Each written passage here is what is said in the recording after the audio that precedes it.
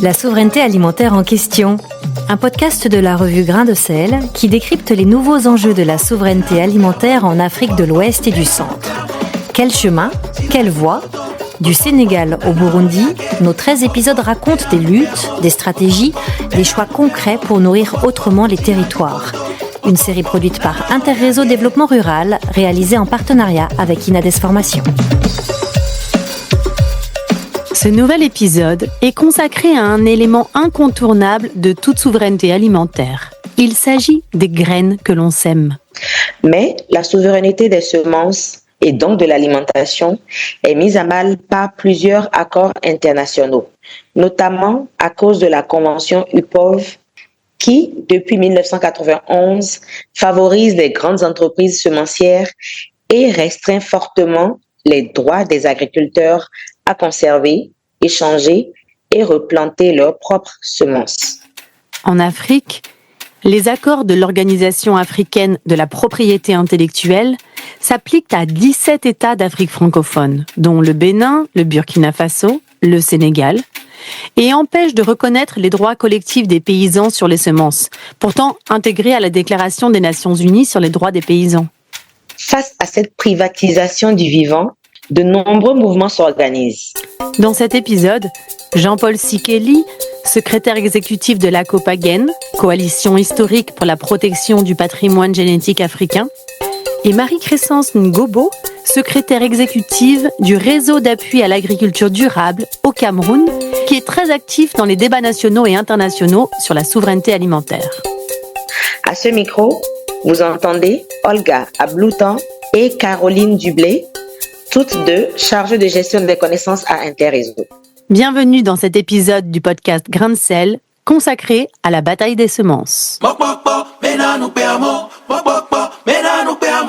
Jean-Paul Sikeli, vous militez depuis plus de 15 ans en tant que juriste au sein de la COPAGEN, depuis la Côte d'Ivoire, contre ces accords inspirés de la Convention UPOV qui vont à l'encontre des principes de souveraineté alimentaire. Expliquez-nous la réalité de cette privatisation des semences paysannes.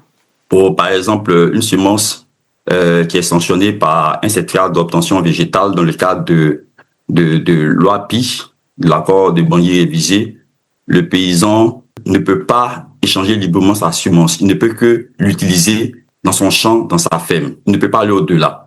Donc, nous disons que ici, c'est vraiment une iniquité, une injustice. De plus, ce qu'il convient de relever, c'est que, en fait, dans le cadre du règlement communautaire harmonisé sur DAO, UEMOA et SILS sur les semences, l'article 70 de ce texte-là dit que les semences qui peuvent être commercialisées sont les semences conventionnelles, à l'exclusion, en fait, de toute autre semence, donc des semences paysannes.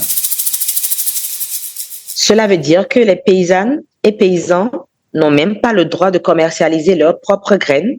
Pour qu'une semence puisse être commercialisée, il faut qu'elle soit inscrite dans le catalogue régional. Et pour qu'elle soit inscrite dans le catalogue régional, il faut qu'elle respecte un faisceau de critères qu'on appelle DHS, distinction, homogénéité et stabilité. Or, les semences paysannes, dont on connaît l'hyperdiversité, ne respectent pas ce critérium-là. Donc, ces semences-là ne peuvent pas être commercialisées officiellement. Donc, il y a une espèce de criminalisation qui pèse sur ces semences paysannes-là. Elles sont en réalité criminalisées.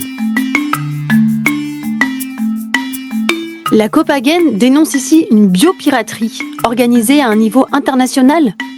Pourquoi s'agit-il de vol de patrimoine génétique, d'accaparement du travail paysan ? UPOV prétend que des obtenteurs, en fait, peuvent avoir des droits de propriété intellectuelle, notamment des certificats d'obtention végétale sur des semences.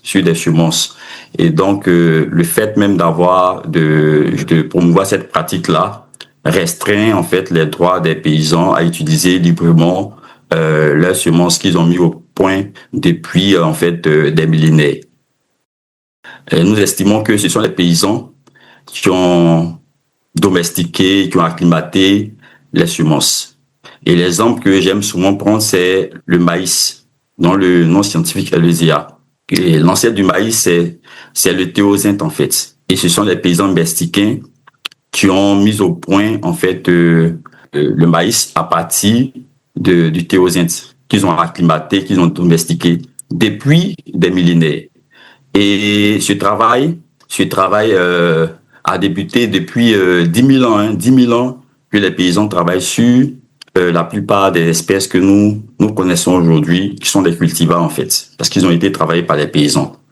Mais jamais ces paysans-là n'ont considéré en fait ce patrimoine-là comme une propriété privée en fait. Ils ont toujours considéré les semences, notamment les semences paysannes, comme des biens communs.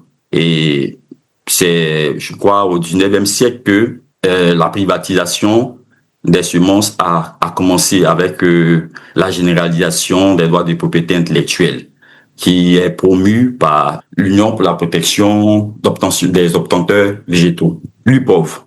Nous dénonçons ces pratiques uniques parce que en réalité, les semences n'appartiennent pas à des industriels. Voilà. Les semences font partie du patrimoine commun des paysans, en fait, de la collectivité des paysans. Voilà, qui n'ont jamais revendiqué des droits de propriété intellectuelle sur ces semences-là.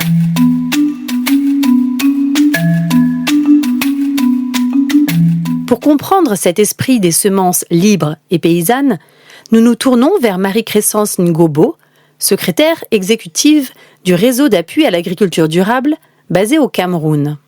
Vous participez régulièrement aux événements régionaux autour de la souveraineté semencière, comme la foire aux semences de l'Afrique de l'Ouest, et mettez en avant la place des femmes comme gardiennes des semences. Pourquoi est-il si important de pouvoir faire circuler les semences paysannes? La clé de la semence, c'est le partage. Le partage, ce que je dis toujours aux femmes. La semence, pour la protéger, il faut la partager. C'est un aspect très, très positif de pouvoir se construire autour du partage. Et c'est très important de partager, même si ce n'est pas acheté, de partager. Tu ne la partages pas pour te dessaisir de ton bien. Tu la partages pour continuer à conserver ton bien. Parce que si j'ai 5 pieds de banane plantain, par exemple, je veux certainement prendre 2 ou bien 3 et distribuer 2 autres parce que je sais que si je n'ai pas la possibilité, si ça ne produit pas bien chez moi, ça peut produire chez les 2 autres et moi je veux repartir chercher cette semence-là pour l'amener chez moi. Donc c'est ça qui est très important au niveau de la semence paysanne, de pouvoir d'être un élément de partage. Et quand vous avez partagé, c'est la solidarité qui se consolide. C'est la solidarité. La personne ne t'oubliera jamais. Il n'oubliera jamais que c'est telle personne qui m'a donné cette semence. Et ça pourra aller de génération en génération, ça se pérennise de génération en génération. Donc, ce sont ces valeurs qui font aussi de la semence, qui peuvent aussi être un atout pour la préservation de la semence. Ce sont des valeurs qui consolident dans les familles, dans la société et même au niveau national. Parce qu'aujourd'hui, lorsque nous organisons les foires de semences paysannes, ce n'est pas seulement dans une région, c'est plusieurs régions qui arrivent. Et on comprend bien que cet esprit de partage favorise aussi la préservation de la biodiversité. Une de vos principales missions, Marie-Crescence Ngobo, est de construire des cases de semences gérées par les femmes. C'est quoi une case de semences? On peut s'imaginer cela comme une bibliothèque de graines? La case de semences paysannes est déjà un espace physique où à l'intérieur, ce sont des cases vivantes. Ça veut dire qu'à l'intérieur, on a des variétés de semences qui peuvent être gardées comme des graines. Il y a des maïs, il y a les concombres, il y a les arachides, il y a encore quoi? Du riz, c'est tout ce qui peut être séché et gardé en graines. Et tout autour, on a tout ce qui peut être conservé, toutes les semences qui peuvent être conservées, comme du manioc. Le manioc, la semence du manioc se conserve en champ. Du manioc, du macabo, du taro, de l'igname, qu'on retrouve tout autour de la case de semences paysannes. La case de semences aussi, c'est les acteurs qui sont davantage les actrices. Les actrices qui sont membres de la case de semences paysannes, qui se connaissent toutes et qui peuvent savoir qui détient quelle variété, quel type de semence. C'est aussi ça la case de semences paysannes, c'est ce réseau qui se construit pour autour de l'information en lien avec la case de semences paysannes, la disponibilité de la semence paysanne. Ces cases sont donc aussi un lieu d'échange et de transmission des savoirs? Non seulement c'est une case physique, mais c'est aussi une case relationnelle. De savoir à telle dame, à tel endroit, à telle quantité, variété d'arachide, telle quantité de variété de manioc, telle quantité de variété. C'est aussi cette information-là qui est importante et qui circule entre les membres de la case de semences paysannes. Et vous allez trouver que à 100%, ce sont les femmes qui sont membres des cases et qui animent les cases de semences paysannes vivantes. Elles sont au centre de la collecte, de la conservation, de la promotion, de la valorisation de la semence paysanne dans notre réseau. Et donc, elles le sont parce que par rapport à leur position, d'abord par rapport à leur position parce qu'elles sont celles-là qui produisent des vivres et ces vivres qui vont servir pour nourrir la famille et c'est elles qui doivent produire de la nourriture à la famille même dehors de la famille parce qu'elles sont aussi celles-là qui ont une capacité de prendre soin de certaines choses précieuses dans la famille, parce que c'est un héritage de la famille. Complètement à l'opposé de ces semences paysannes, il y a les semences OGM qui sont génétiquement modifiées. Les partisans des OGM avancent que cela permet d'augmenter les rendements, de résister aux ravageurs et de réduire l'usage des pesticides. Des arguments principalement portés par les entreprises semencières, certains gouvernements, certains chercheurs en biotechnologie et des organisations internationales comme la Banque mondiale. Dans ce débat, les rapports de force sont vite défavorables. Et pourtant, Jean-Paul Sikeli, avec la Copagen, vous apportez des preuves scientifiques de recherche-action qui plaident en faveur des semences paysannes. Oui, nous avons mené une étude à l'échelle de 4 pays sahéliens sur la diversité justement génétique des semences paysannes. Et nous avons noté que toutes les caractéristiques que les gens recherchent en mettant au point les OGM là se retrouvent en fait dans les semences paysannes. Donc on n'a vraiment pas besoin des OGM. On s'est rendu compte que les semences paysannes sont des semences qui sont adaptées au contexte africain, au contexte de sécheresse. Oui. On s'est rendu compte que les semences paysannes sont résilientes au changement climatique. On s'est rendu compte que les semences paysannes ne sont pas gourmandes en intrants chimiques de synthèse. Donc, c'est autant d'avantages qu'on recherche dans les OGM, mais qui se retrouvent déjà dans les semences paysannes, qui sont même intelligentes. Parce que dans la littérature, les recherches ont démontré que ce sont des semences qui enregistrent des informations qui leur permettent de s'adapter aux éventuels chocs climatiques. Vous voyez? Donc, on n'a pas besoin de mettre au point encore des semences génétiquement modifiées pour faire face au changement climatique. Les semences paysannes sont déjà adaptées au contexte et sont résilientes à ces changements climatiques-là. Alors, par contre, avec les OGM, les premiers OGM qui ont été commercialisés, l'ont été en 2015. Et la plupart des promesses qu'on a fait miroiter pour vendre les OGM là, la plupart de ces promesses-là n'ont pas été tenues en réalité. Donc, pour nous, les OGM, c'est de la poudre aux yeux. Les OGM sont des chimères. Et j'en ai pour preuve le fait que nous, en fait, on a lutté contre l'introduction des OGM à partir du Burkina, contre le coton BT. Et le discours, c'était que ce coton-là allait permettre l'amélioration des rendements de façon intéressante, de façon assez conséquente.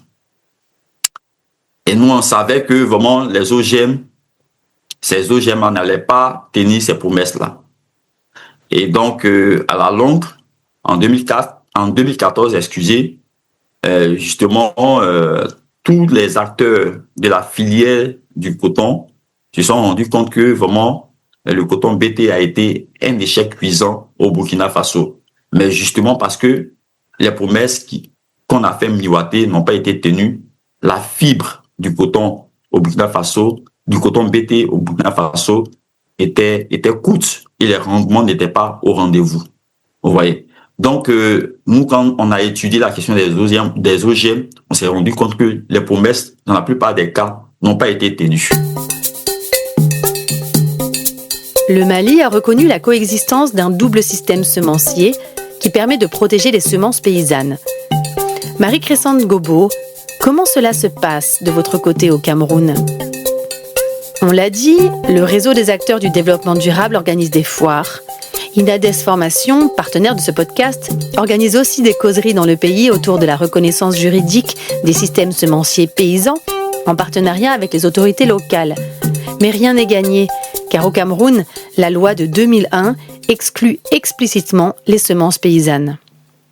Pour le moment, le rapport de force est très inégal parce que notre action ne dure que depuis 6 ans.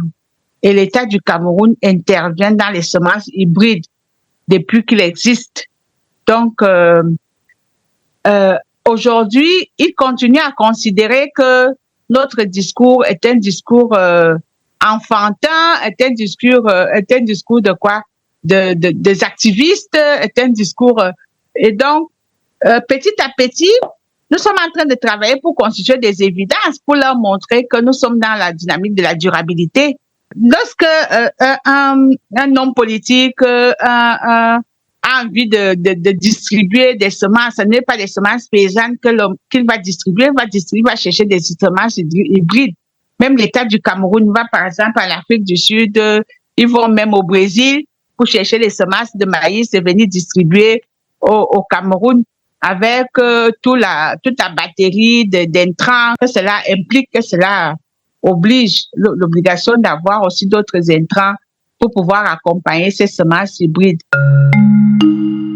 La semence paysanne n'est même pas reconnue dans la loi semencière au Cameroun, ce qui est encore un autre combat, un autre défi sur lequel nous sommes, de pouvoir multiplier les évidences, multiplier les aspects, les rendre visibles, les aspects positifs, les rendre actifs pour pouvoir démontrer par des évidences que la semence paysanne est importante. La semence paysanne doit être reconnue par ceux-là qui nous dirigent.